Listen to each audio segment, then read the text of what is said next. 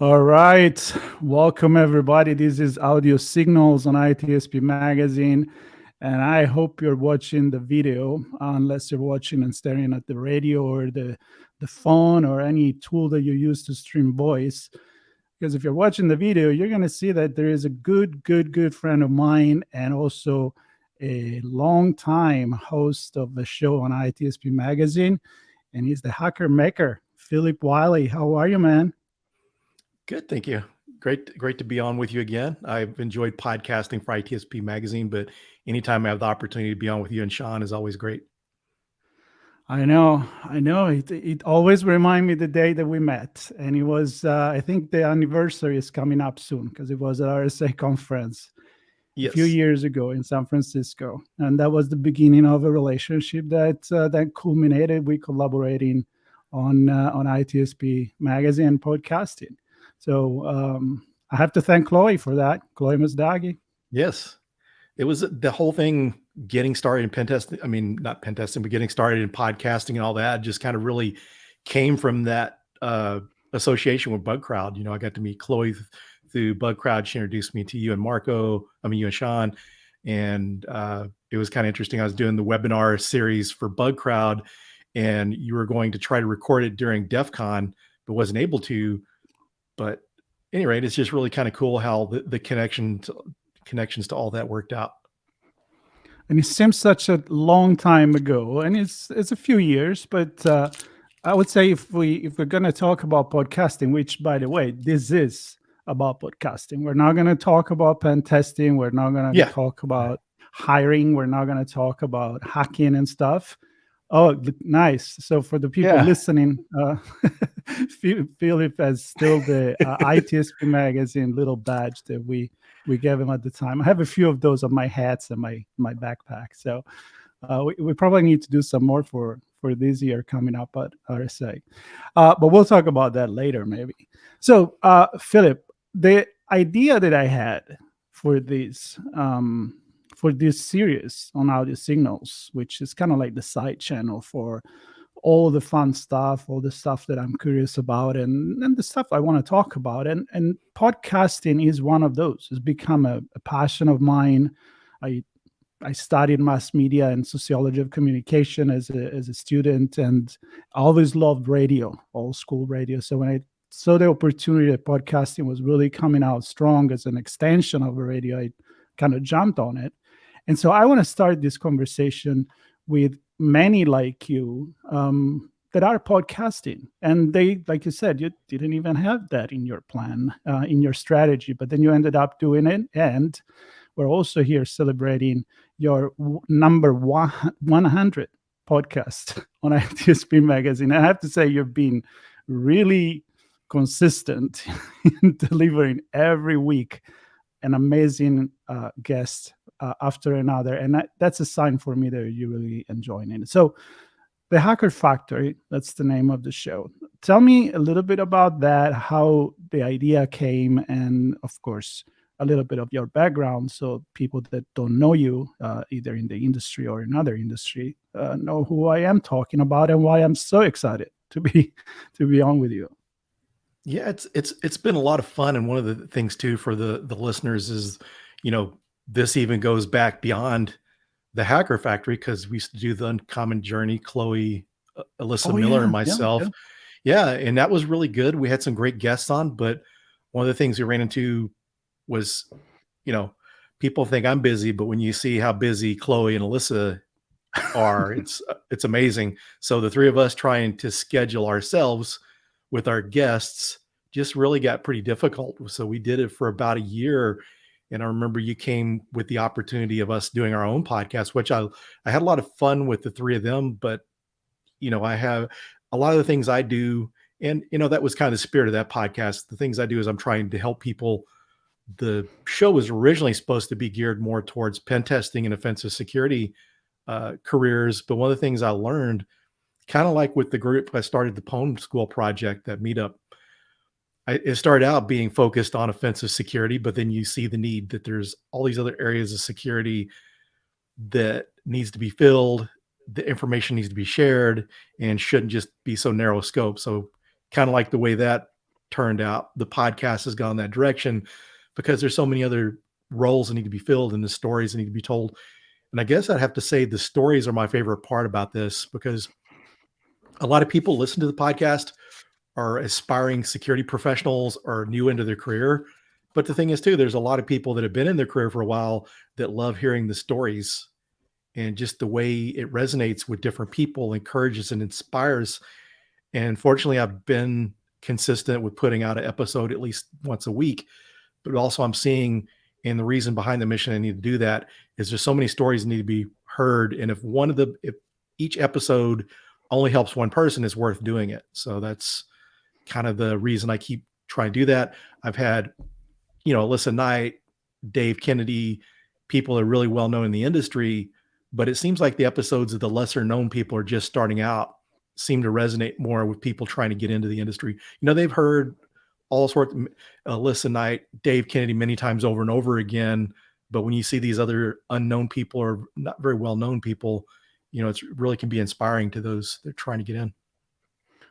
That's a great point. And I'm going to stick with that for two things. One, you said stories. I think we're all storytellers, even people that don't go as a guest or don't have a host position on a podcast. I mean, even when you talk to your friends, you're telling a story. Being in a restaurant, I've met this person and I've watched this movie, and you give a little summary. So it's part of our DNA. And I think that podcasting, it gives you that freedom to tell stories that you're interested in. And you mentioned also, as you start doing that, first of all, I think it comes easier, especially when it's just you. You don't have to coordinate with another co-host. Mm-hmm. You're just like right now, we decided the other day, I sent you my calendar, you took an invitation. I didn't have to prepare for this. I know it's going to be a conversation and hopefully a good story. But then as you go, you don't want to be cornered. At least this is my feeling, because your interest can change. It's kind of like you mature as you have this conversation, and maybe from one conversation you start seeing that, hey, that's another topic I could cover. And as you're saying, kind of like your vision start to open and probably even go outside the industry. I think, I mean, you may be interested in telling stories that are still inspiring people. So what is it that you've learned in these 100 podcasts with your guests, and also about yourself and where you want to go with the next 1,000 or 10,000? Yeah, one of the things I've kind of learned, and fortunately I had this effect early on, is the best compliment I ever get from a guest is that I made them feel comfortable. And one of my more recent episodes, I interviewed someone that's been in the industry for a while, pretty well known. I'm not going to spoil it for anyone yet to know who it is. They'll have to listen to see who this particular person is. But this person has presented at conferences, been on panels, been on webinars, been on podcasts.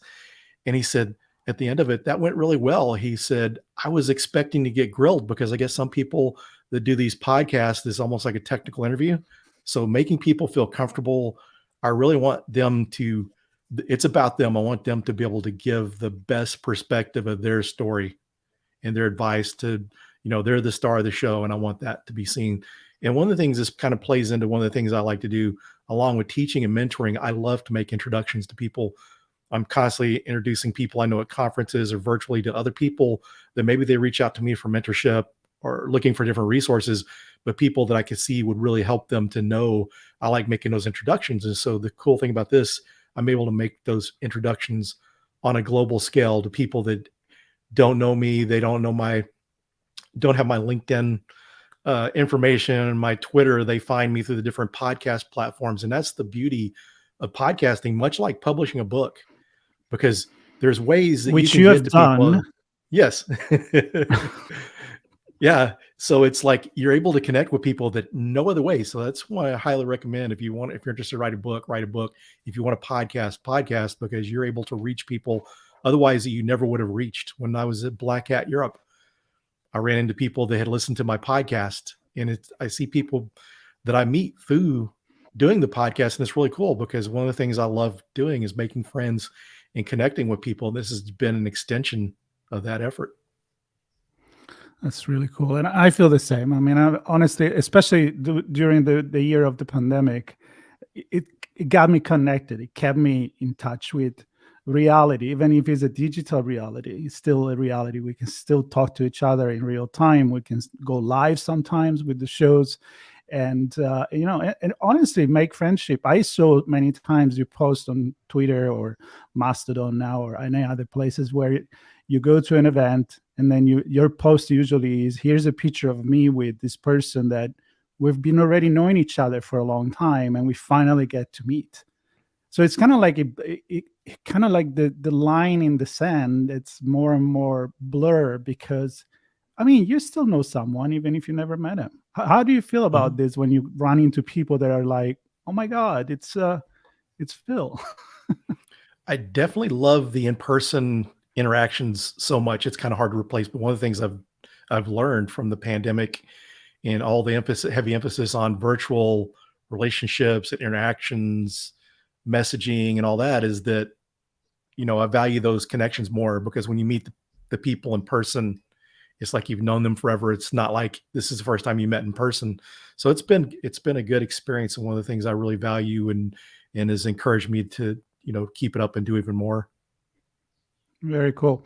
So let's talk, if you wish, share some of this information. Like I said, one of the reasons why I'm doing this is because I want to have this the beginning of a series with other podcasters that come on my show and talk to me about what they podcast about, why they do it, but also the the good things, the bad things, the what it comes easy, what it doesn't come easy, and I would like from you to hear what your story, stick with the story, has been. Like, did it came easy to you to start from scratch because you were already a speaker and somebody that was teaching in classes? Do you feel like you got better as you were going? Did you change your style? And, even from a tech perspective, the whole recording, editing, and all of that. I mean, kind of like your evolution, let's say, in podcasting, so that maybe people are thinking, and I know a lot of people are thinking to start podcasting right now. They get an idea of what it means to start from scratch.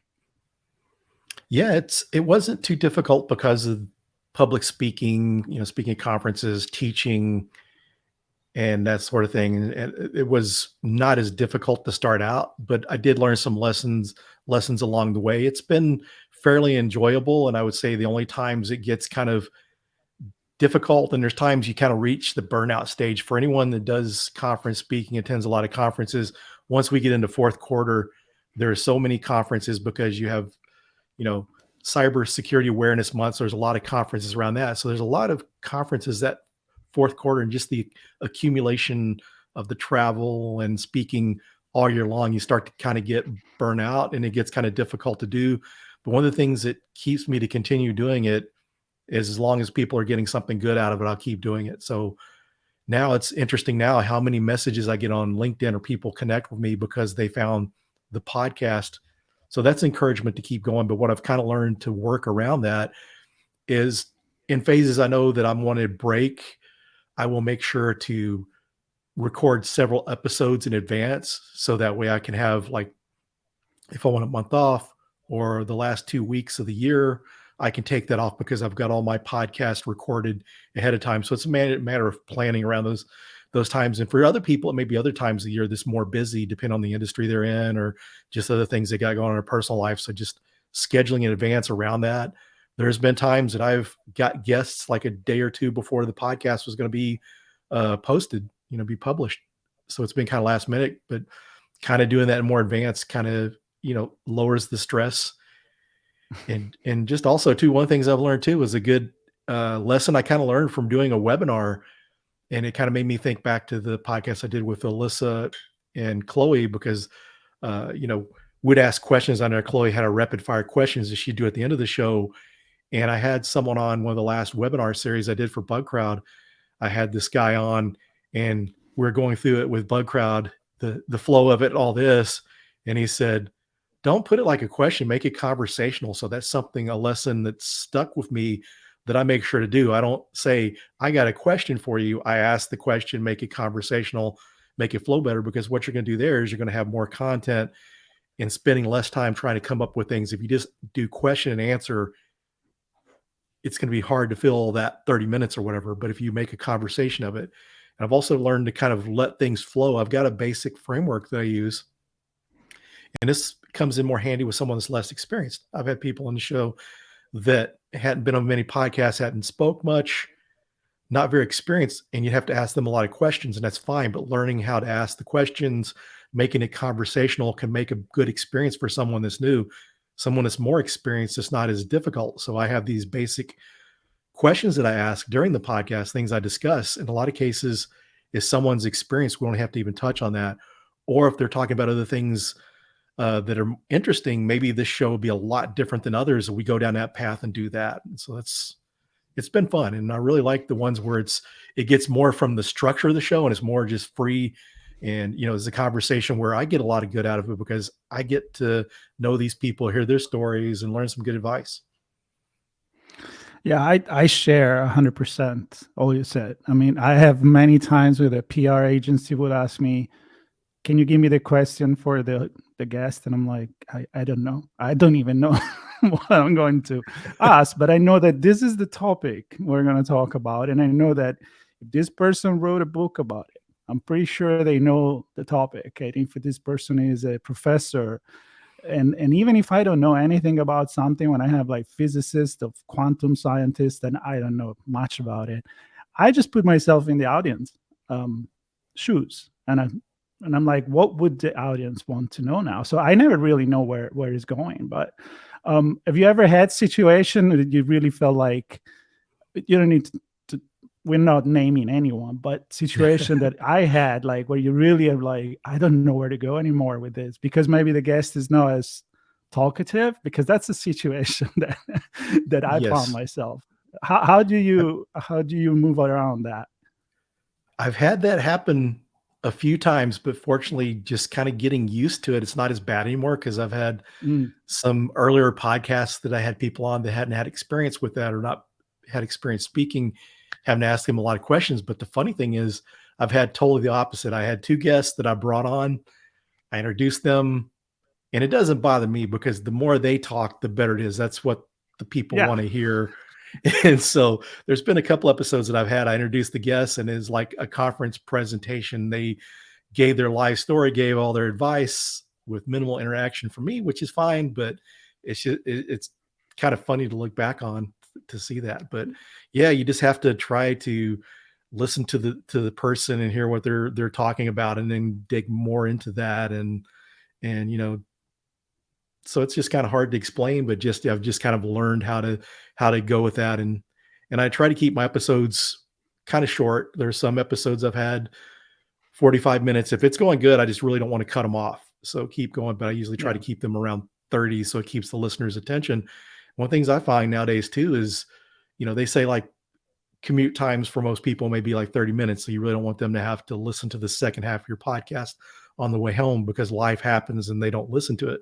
So I'll make sure they get all that in. But if you really think about the things that are popular now with like on YouTube, they do the YouTube shorts, because TikTok and Instagram videos are shorter. People's attention spans are shorter. So I think be able to fill interesting information in a minimum amount of time, not too minimum, but I'm saying, just that way people don't get bored. I think people's attention spans are shorter nowadays. They they want this and they want to move on to the next thing. Yeah, and keep like scrolling and see the next 30 seconds video. Yeah. Well, yeah, I have to say that in that case, I'm like you. I have kind of like the soft spot for me is about 30 minutes. Could be 25 to 35. But then if I have two guests, if it's a panel, it can even go to an hour. But if I have two guests, and especially if Sean is with me, then make four of us, then it's okay to go to 45, because you have to give the opportunity to everybody to talk. But that's where you gotta draw you draw a line, and Sean is known for being one more question. It's kind of like, the Steve Jobs one more thing. Yeah, he's the one more question, and I have to kind of like cut him off because I'm concerned about people listening as well. But I'm used to listen Audible, so I know that I can go and stop and start it again. But I like the idea to keep it the right amount, and for everybody it's going to be different. I don't know what is the right amount. I don't think there is a science behind it. But what do you think about, like, so you go into every week, and that's something I want to talk to you about, because a lot of people, when they ask me if they start podcasting, how can I strategize this? I don't have the time to do it that much. So you do it every week, which, in my opinion, it's quite a bit for someone that is only job is not podcasting. So if I don't record at least 2 podcasts every day, I feel like I didn't work enough. But that's what I do, right? And I maintain the website and all that kind of stuff. But for someone that is bringing the podcast into their personal brand and make networking and connection and all of that, do you feel like once a week, like you do, it's a little bit like of a commitment? And what is, in your opinion, the soft spot to be consistent with your audience? And also talking about that, how then you engage with your audience in terms of letting them know who's coming up, using your social media. Because let's face it, you have thousands of listeners, so there's a lot of experience there that seems that you're doing the right thing. So how do you evaluate what can you do, what is ideally working for you, and how you get your audience to stick with that consistent? I would recommend anyone that's wanting to start out. One thing, I like to make a lot of comparisons to fitness related stuff and regiments. You want to make sure it's something you can stick to. So if you start out podcasting and you try to do once a week, you may get burnout and stop. So if you're starting out, maybe do every 2 weeks or once a month. But for me, I think to really be successful and have the audience, there's got to be something there. Because I feel like if I don't put out an episode, then they hear another podcast and that fills that time slot. And so and for the people that are, loyal listeners, I want to make sure that they're constantly getting content to listen to. So that's one of the reasons I do it. It's mainly just to build the number of listeners and maintain the loyalty of the listeners I have out there.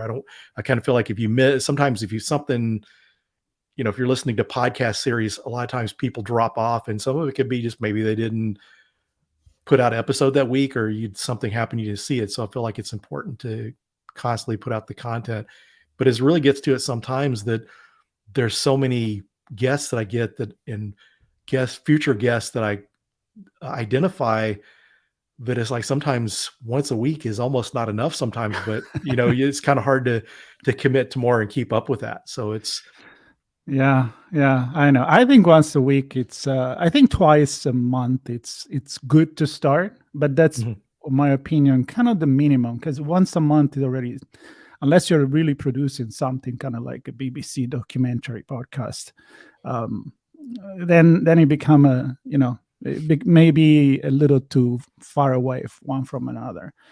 Talking about production, I know you have the right tech. You had it from the beginning. Actually, I copied myself one of the things. If you are watching the video, they see we have the same mic, and I think we have the same mixer too. But yeah. Do you spend a lot of time in post-production? Because that's another thing that many times come up. It's like, oh, I don't know how to edit. I don't know how to make this ready and make it sound right. So is there some tips or things that you learn as you're going that make that easy? Do you edit post-product a lot, or you keep it as candid as possible, the conversation? I try to keep it candid as possible. And one of the things also too, this is kind of laziness, is I don't really want to have to do a lot of editing and cutting things up. I try to make it easy as possible because I know it's going to be easy for me to continue to put out an episode a week. So I try to make things fairly simple. I started out using Zoom to record, and then I ran into something I found out later on. Maybe there was this feature added later, or it was there, I didn't realize it.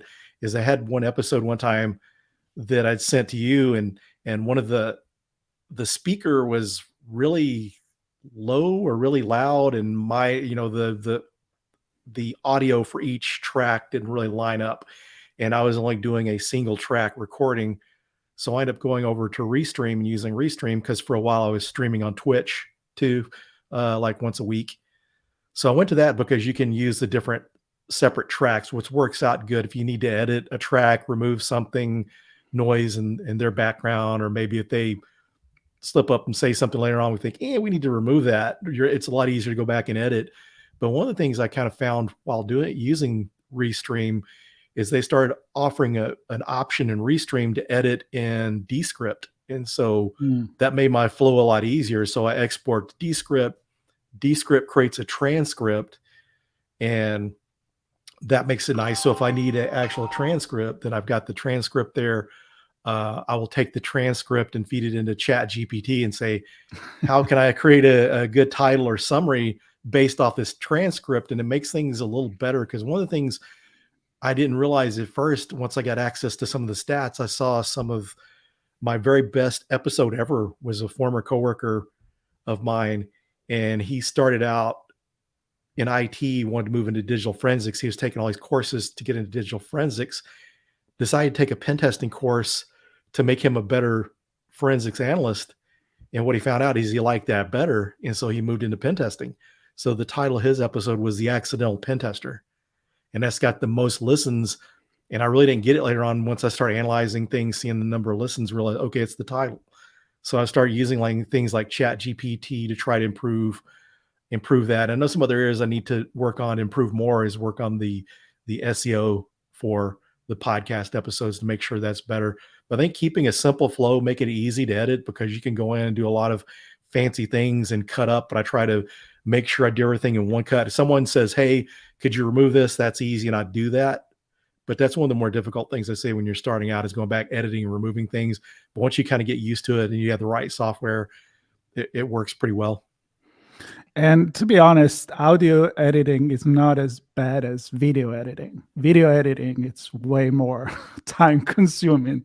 So Yeah. I have to say, sometimes I let the video go the way it is.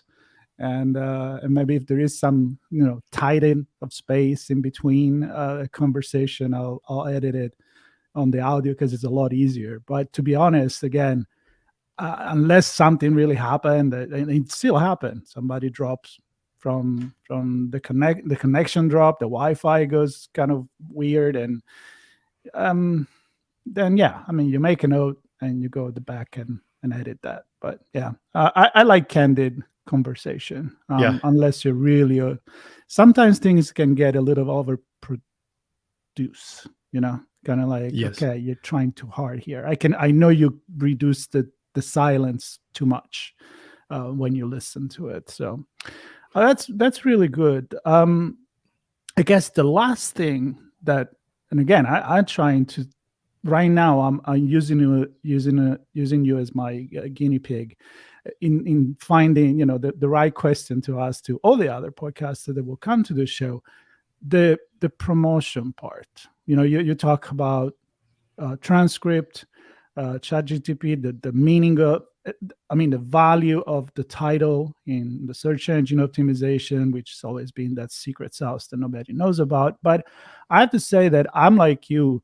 I try to use the new technology to make things easier. So compare with a few years ago, now to get a transcript that is decent, and not completely screwed up, that you have to spend so much time in doing it, it's relatively a small investment that I think you can do also for accessibility, because there is people that they can't listen to your podcast, so they can read it, or if it's the other way around, artificial intelligence is really helping us on that field. But then there is the promotion. So keeping sharing, we do it as ITSP Magazine. We jumped on each other posts. How do you engage with the audience to keep it alive? Because it's not just about creating content, it's sharing it too. Yes, that's sharing on social media is a big thing. But one of the things I kind of learned from Gary Vaynerchuk, a friend of mine, turned me on to Gary V back in 2012. I got a couple of his books because he's got some really good social media marketing advice. And one of the biggest tips I learned from him that I use just on building my brand and my social media accounts is interacting with your audience. So someone asks questions, people comment. It's good to try. Sometimes it's impossible to reply to everything, but try to reply, because people, if they get the sense, if you show them you care, they're going to be more loyal than I'm just a number or whatever, listener number 1,000, and I'm not important, but I value people and want them to know they're important. So interacting with people, and plus it's a side effect is building a loyal listening base, talking to people, they're going to be more likely to share. If they like you in your podcast, they're going to share. People just like you in general, they'll share. So just kind of interacting with those people when you meet, when you're out at conferences and stuff, let people know that, you're at RSA or Black Hat or whatever, if you want to meet, and try to meet up with people. And that's been the kind of my success. Yeah, and I think that's what I love about you, man, and that's why we're good friend outside of podcasting as well. Is because I feel like I'm the same. This is me. If you don't like me, I'm sorry. Go listen to someone else. I try to be nice. I try to support the industry or anything I talk about. And as you said, if you can change one person attitude out of thousands or many thousand and listen, it makes what you do worth it for sure.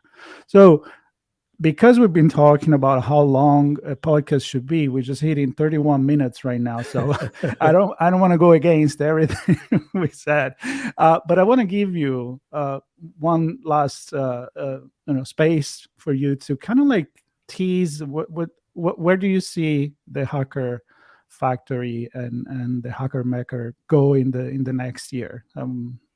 You said maybe you're going to broaden the conversation, but what's in the future for your listeners?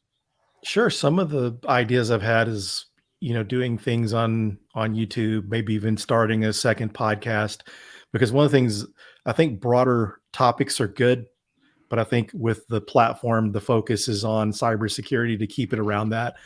Maybe start something else different, because one of the things I see is just some of the messages and things we can share in the stories. The stories are the best part of it. And so I think if you had did a series that you just interview different people from different areas of life and different professions, I think that's good information. But I don't see ever, I can't imagine stopping this, because as I go out places and meet more people, it's just, I can't see, because people are getting something good out of it. I get good feedback for me. At times I don't really understand it. I'm surprised that people like the show as much as they do. So people are liking it. I still want to keep doing it. So. Well, I am not. So for once, I was right. Well, Philip, I really enjoyed this conversation. I am excited for this to be not only the celebration for your 100 episode, which people can already listen because it's out there on the Hacker Factory and ITSPmagazine. They can also get in touch with you because you have a profile as a host, and there will be the link on the notes of this podcast. Some AI is going to take care of that. And also, I would like to take this opportunity to invite actually people that have a podcast. I don't care how small or how big it is. And if you're feeling like sharing your experience and the reason why you do podcasting may be different from the one that Philip outlined, but I feel like if we're there and we want to share a story, I think we all want to do something positive. And so I'm going to be idealistic and positive for once. And anyway, just get in touch with me, with ITSP Magazine. There is a link that's ask you why would you want to be a guest on ITSP Magazine, and mention the fact that you're a podcaster. And I'm looking forward to have many more of this conversation. So stay tuned. Philip, best of luck with everything you do. I am very, very honored to be your friend and to be on this journey with you. Oh, thank you. And thank you for having me on. It's an honor to be your friend too. I really like the mission of ITSP Magazine from the beginning, because one of the things I like is the promotion of positivity, the promotion of inclusion. I think it's just a great message Yes. that you're sending. You know, we need more positivity in the world. I would say if anyone wants to do anything, adopt a habit for the new year, or a habit to take up from now on, is just be nice to other people. You just be amazed at what comes from being nice to other people. It just comes back to you tenfold, and we're just making the world a better place, you know, because attitudes are infectious. If you're in a bad mood, you yell at someone, they give you the wrong order at the restaurant, then that person goes off and they're in a bad mood around everyone else. But if you're just nice to someone instead, if you've got a compliment, share that, you know, be positive, and we need more of that in this world. Agree. And if you have an audience, use it wisely. That's another thing you can do. Again, thank you so much. I'm going to let you go with your day, and 35 minutes, we're going to cut it right here. Bye-bye, everybody. Bye. Thanks.